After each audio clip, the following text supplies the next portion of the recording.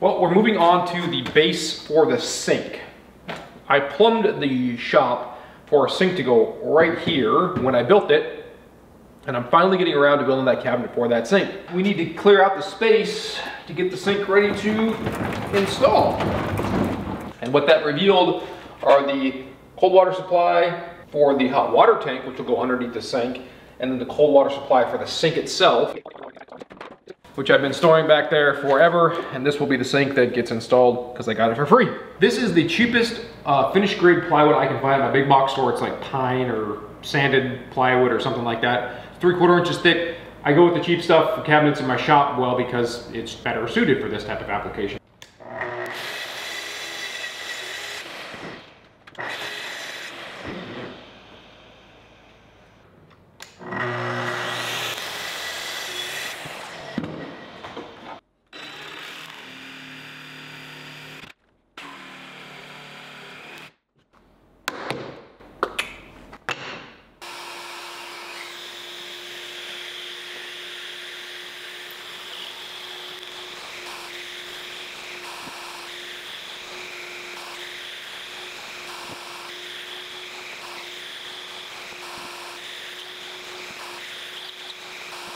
All right, we're gonna start assembling the cabinet. So we've got our side pieces.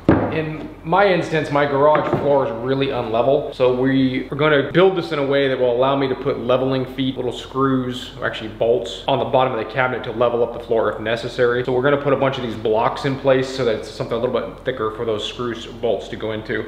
The reason these are a different color, by the way, is they are scrap wood from somebody else's project that they no longer wanted, but it was 3/4 inch plywood, and it was beneficial to me to get from them. Since I don't like to waste expensive plywood, this is what we get.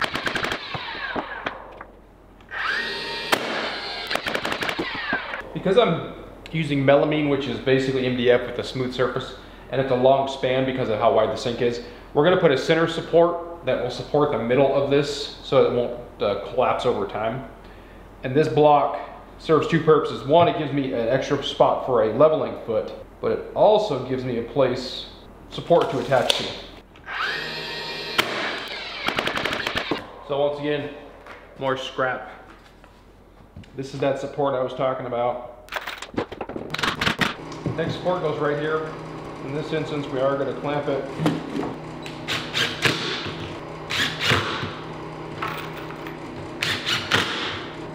Pre-attached to this support, so this is just an angled backer. I used Craig screws and glue, and this is the back support.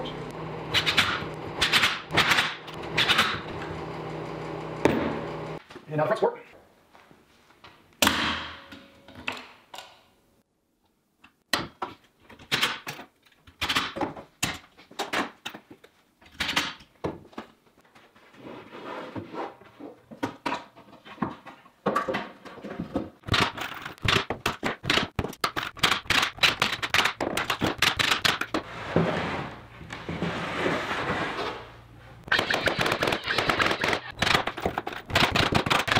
We're gonna go ahead and put the base in the bottom.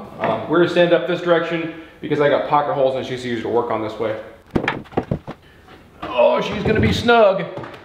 She is gonna be snug.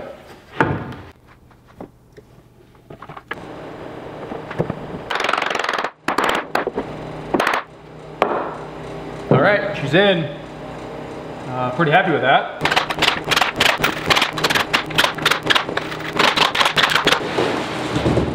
We're going to drill through the back plate here and put some screws in that direction.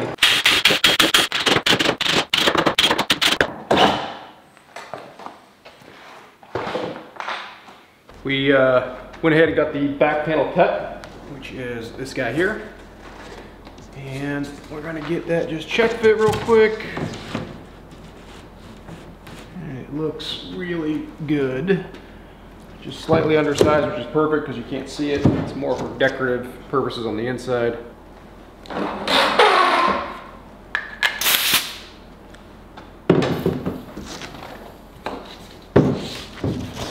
So we're gonna check for square, and we do that by attaching one side, carefully, with the tack or the staple. Okay, that holds it in place. check with the square to make sure the cabinet is square, which we're off just a scotch. So we need to go that direction. And that locks it in. You do corner to corner, it locks it in place. And then you can just go around and staple.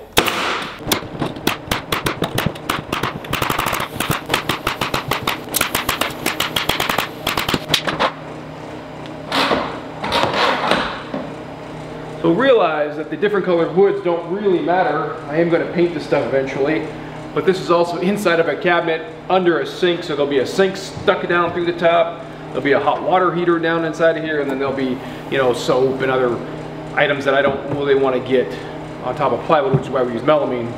So the color in here is irrelevant, and I wanted to use up scrap plywood that I had lying around. Now that we've got that cabinet base pretty much built out, we need to go ahead and start cutting the rails and stiles for the two doors that are going to go on the front of it. I've already ripped down pine, and this is what we're going to make the rails and stiles out of. So we've got to get them cut to length. There's all four of our rails, and there's our stiles, all four of them.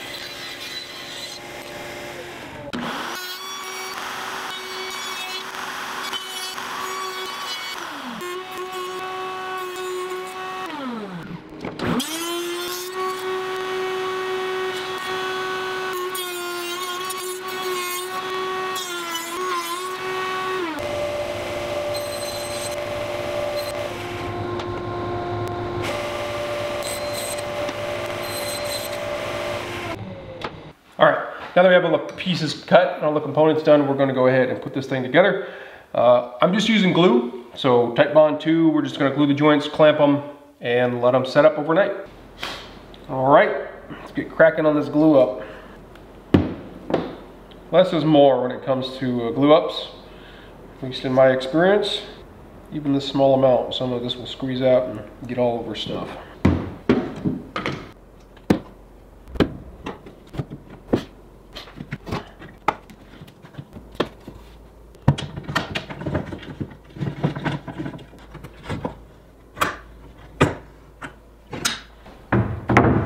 So I've gone ahead and cut down the melamine countertop for a sink. There will be a 4-inch melamine backsplash on the right hand side here to stop water from coming off the side, and then again in the back. But before we get along to any of that, we need to get the sink laid on here, laid out, and so we can cut the hole for the sink itself. And we're going to start using our square. We're not necessarily taking measurements, as we are making sure that it is lined up same distance on all sides. So we've got the sink centered, and we put blue tape on here. Very carefully, we're going to trace on the top of the blue tape the edge of the sink. So there's not a lot of room for error when you're cutting out a hole for this sink. You only have the lip between this metal bracket on all the way around the sink and the edge of the sink itself. And that lip is only 3/8 wide. So if you screw this up in any way, you're in for a world of hurt. And we've got our blue tape and our line drawn on our blue tape.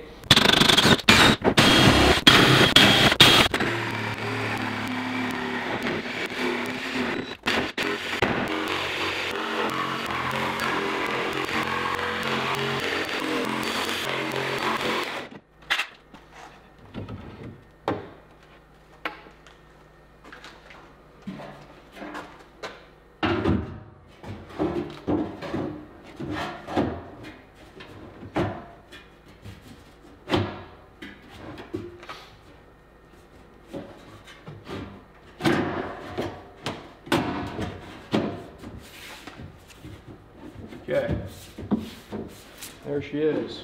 There we go. so that's done. Really happy with that.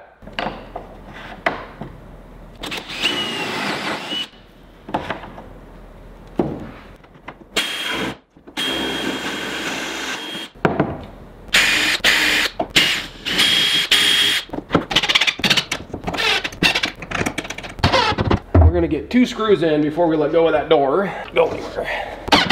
Okay. At this point, we can carefully open the door and install the last 2 screws. And it'll be the exact same process on the other door, and then we'll come back and adjust the hinges to make sure that everything is lined up properly. But the soft close lets them close nice and quietly. This is going to wrap up the cabinet build for my sink. We put a couple of doors on here. This is a little bit wider than a standard sink base would be. Gives me a little extra storage for soaps and chemicals and things like that that you would have around a sink. This is going to work really well for me. We used a melamine top because it's water resistant. We do have some edge bending, some other final details to put on it, but that'll come when I do the detail work for all of the cabinets. So check that video out as it comes. There'll be another video shortly about installing the plumbing and the hot water tank for this cabinet specifically. Really hope you guys enjoyed. Hope you got a lot out of this one. This was a custom size cabinet that worked for me based on a sink I already had and a bunch of plumbing parts that I already had. Overall, I'm very pleased with it, very happy with how it has turned out, and it's going to function very well in my shop. Hope you guys enjoyed. Hope you got a lot out of this one. Until next time, thanks for watching.